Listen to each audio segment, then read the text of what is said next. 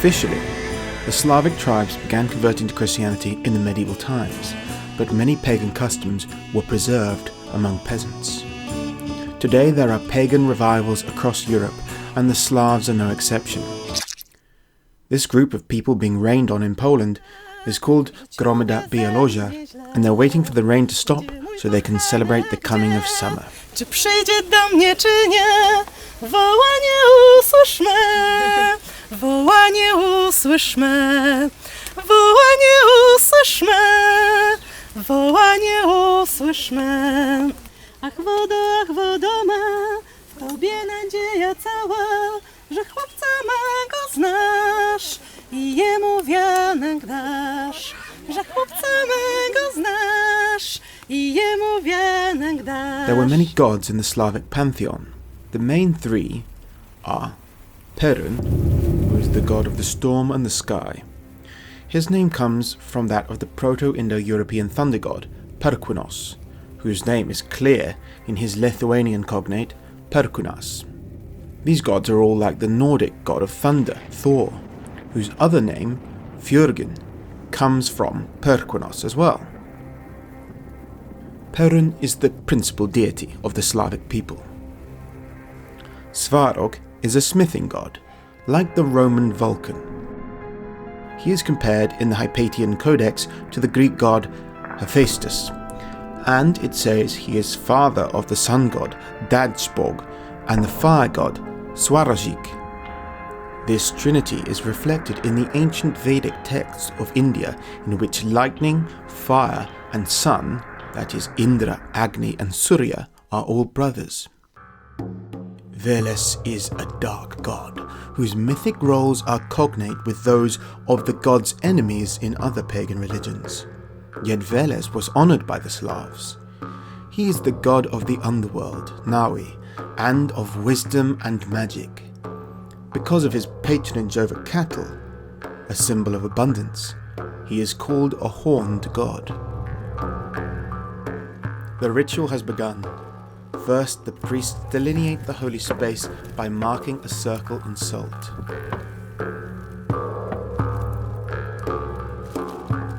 The priest's wife, Agnieszka, offers the sacrificial loaf to each member of the congregation so that they can imbue it with their intentions. The loaf is then burned in the sacrificial fire as an offering. Toasts are made to the gods with a horn of mead, and libations are poured onto the fire.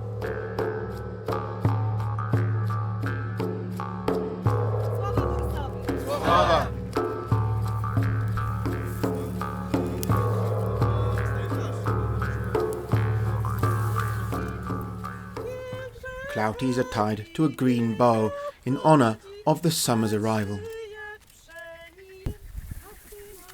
And offerings of grain are poured into a pit and buried.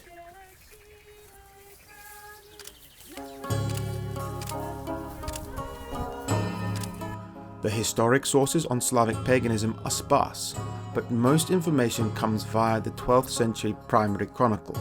However, unlike in Western Europe, the Slavic peasants were not really Christianized in medieval times.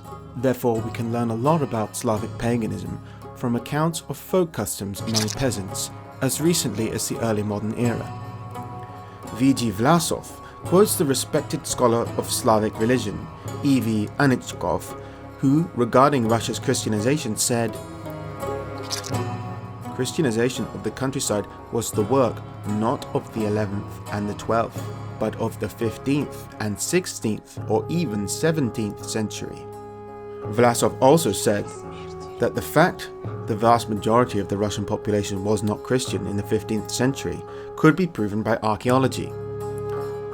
The kurgans, or burial mounds, or as we say barrows in English, were still a universal phenomenon in Russia up until the 15th century and persisted even into the 1530s. Moreover, chronicles from that period, such as the Pskov Chronicle and archaeological data collected by N.M. Nikolovsky, testify that back in the 15th century there were still no rural churches for the general use of the populace. Churches existed only at the courts of boyars and princes. Many European pagans, such as the Celts, believed that souls could reincarnate, and it seems the Slavs were no exception. Take the following oath made during the treaty concluded in 944 between Prince Igor and Christian Byzantium, for example. It was said, "Those who will violate the treaty, let them have no help from God or from Perun. May their shields not protect them, and may they die from their own swords, from arrows and other weapons of their own, and let them be slaves in the next life." To be a slave in the next life implies that they could reincarnate as another person. This belief persisted among Christian peasants even recently, as we can see in these accounts of Belarusian folklore from Michael Fedorowski in 1897. Curious where God did get these souls. Oh, God will take the soul out of one body and put it in the other. That's all. God does not give people their own souls. He will only take one out of someone and put it in the other. Who are the Slavic people? Another thing that distinguishes Slavs from Western Europeans is they have regional genetic continuity reaching further back into history. This is because the Indo-Europeans of the corded ware culture, who replaced many of the people in Neolithic Europe, were descended from Eastern European hunter-gatherers. In June this year, Science Poland reported that a soon-to-be-published study will reveal the antiquity of the Polish people. It says, there are already first conclusions from the research of the team from the Biobank Laboratory and the Department of Anthropology. The researchers believe that in the case of the population living in Kujawi, there was a surprisingly strong genetic continuity, dating back to the time of the first farmers, 7.5 thousand years ago. It seems that we are dealing with an interesting genetic continuation in the population living in Kujawi from the early Middle Ages to the 19th century. The roots of these populations probably reach the Neolithic. The original Proto-Slavic people existed a long time ago, but they do exist today in the form of modern Slavic speakers here in Poland, and the Russians, the Belarusians and the Ukrainians, basically the northern Slavs, because they're genetically almost identical to the Proto-Slavic people, the Balto-Slavic people. The southern Slavs from the Balkans are actually, they're a bit different because during the Middle Ages and the Huns, they left a power vacuum in the Balkans, and that allowed the northern Slavs to impose their culture and language on the people in the Balkans from the 6th century onwards.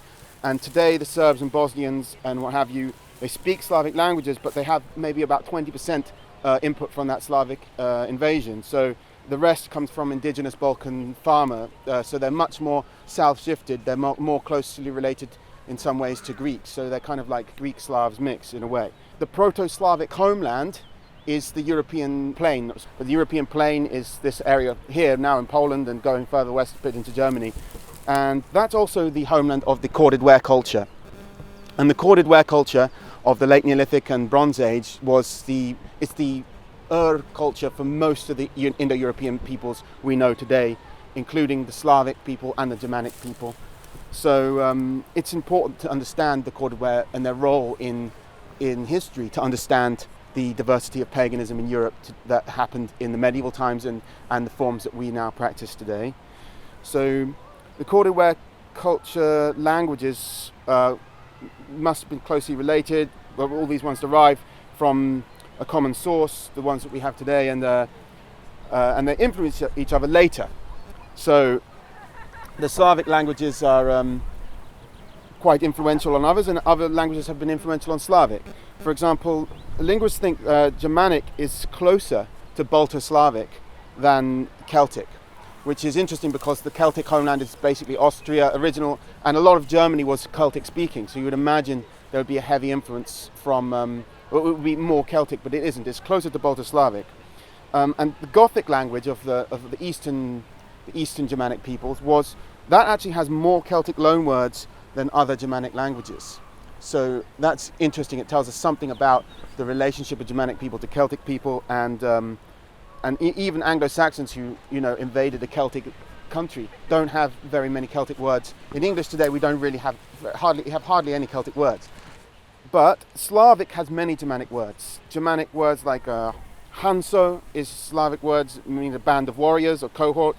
That's in Germanic, and that become in Slavic Zosa, which means robbery or trap, and Finnic Kansa, which means people or nation.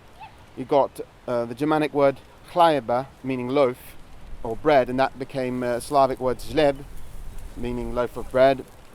Germanic kuninga, meaning king, becomes Slavic kniec, which means a prince or ruler. I might have mispronounced these words, I'm so sorry if I do. Germanic nauta, meaning cattle, becomes Slavic nuta, meaning cow or cattle. But most of the loanwords identified in Proto-Slavic come from Germanic languages, of all the loanwords in that early Slavic time, long before Christianity. And the other main contributors are Iranian, Celtic and Turkic. So some of the words like in other cultures influenced by Slavic, for example, Sami, which the indigenous people up in, or so-called indigenous people in Scandinavia, that word is a Slavic origin. And so is Suomi, the word for the Finnish. Balto-Slavic, the language from which Slavic and Baltic languages derive, is phonologically closer to Indo-Iranian than to Germanic due to areal influences of Iranic speakers. But there was 100% certainty that there was extensive Balto-Slavic influence on Finnish. And Finnish also has these Iranic words coming in. Iranic words entered Finnish much earlier than the Slavic words entered the Finnish language, which indicates that the Slavs already inhabited the region between Scythia and Germania in the first millennium before Christ, or the Proto-Slavic speakers, because the route of the Finnic peoples through the Iranic-speaking regions and into Scandinavia, they must have passed. Sorry? I think this is very important. Yeah, it's evidence that this region between Germania and Scythia has been Slavic since very great antiquity. The Slavic religion was heavily influenced by their neighboring Iranic religion as well.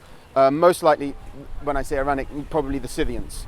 And that's why they say Borg instead of the Proto-Slavic word for God would have been Dievos, but Borg is of Iranic origin. And there's also the later Germanic influence from the west via Ostrogoths and the Kievan Rus, of course. You'll probably know about the Rus, allegedly it's of Germanic name, deriving from a word meaning people who row. So according to the primary chronicle, the Rus were a group of Varangians who lived along with other